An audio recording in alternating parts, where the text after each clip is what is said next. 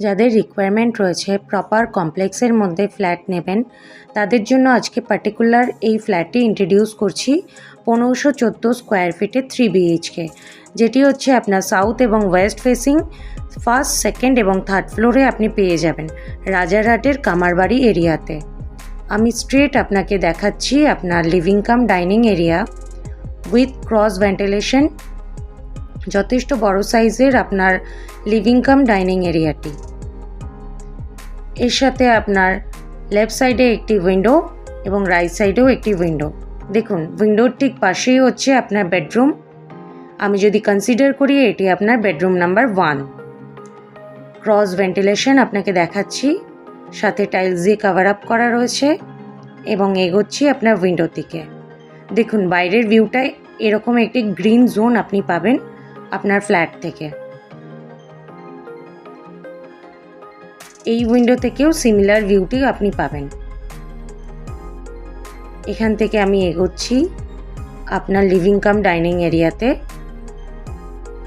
ঠিক বেডরুমের পাশেই হচ্ছে আপনার কিচেন। যাদের সেপারেট কিচেনের রিকোয়ারমেন্ট রয়েছে তাদের জন্য ভীষণই ভালো।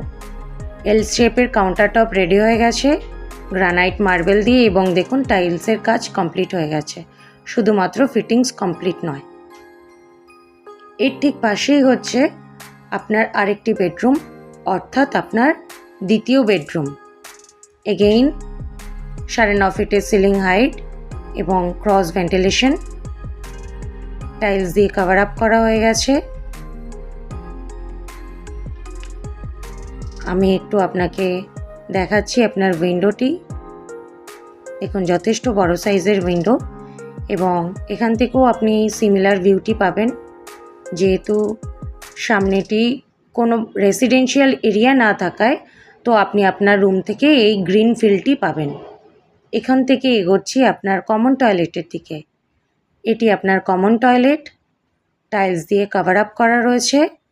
বাথরুম ফিটিংস এখনও প্রোভাইড করেনি, যেহেতু এটি আনসোল্ড প্রপার্টি। এর ঠিক পাশেই আপনার মাস্টার বেডরুম, অর্থাৎ এটি আপনার ফাইনাল বেডরুম। আমি এগোচ্ছি আপনার বেডরুমের দিকে। এই বেডরুমেও দেখুন আপনার ক্রস ভেন্টিলেশন রয়েছে, যথেষ্ট বড় সাইজের আপনার উইন্ডোটি। ভীষণ খোলামেলা, সাউথ ফেসিং হওয়াতে আপনার ফ্ল্যাটে আপনি পর্যাপ্ত পরিমাণে আলো এবং বাতাস পাবেন। এখান থেকে আমি এগোচ্ছি আপনার ব্যালকনির দিকে।